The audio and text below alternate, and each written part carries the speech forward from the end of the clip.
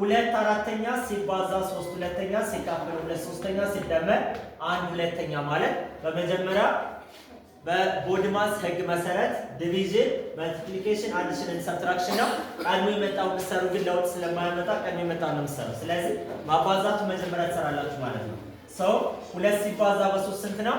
ማባዛት ከሆነ ደግሞ ለአሉና ለአሉን ታቱና ታቱ ወይም ጠሪና ጠሪውን ቆጣሪና ቆጣሪውን ማባዛት ነው። ስለዚህ 2 ሲባዛ በ3 6 4 ሲባዛ በ2 8 ሲካፈል 2 ሶስተኛ እንዳለ ጽፋላችሁ 2 ሶስተኛ ሲደመር 1 ሁለተኛ ታደርጋላችሁ።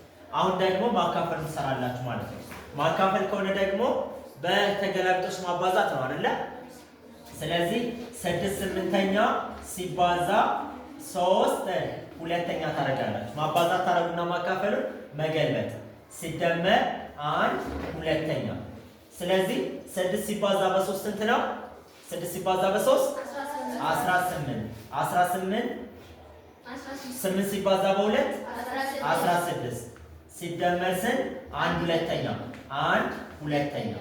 ስለዚህ ይሄን ነው የምንሰራው። መጨረሻ ላይ የ16 እና የ2 ትንሽ የጋራ ብዜት እንፈልጋለን።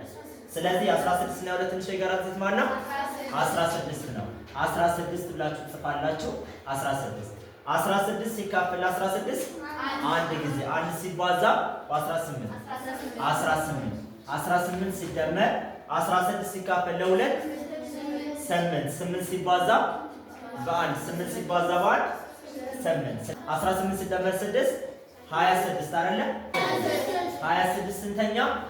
16ኛ ይቃለላል። በ2 ስናካፍለው 26 በ2 13 16 ሲካፈል ለ2 8 ስለዚህ መልሱ ስንት ነው ማለት ነው? 13 8ኛ ነው ማለት ነው።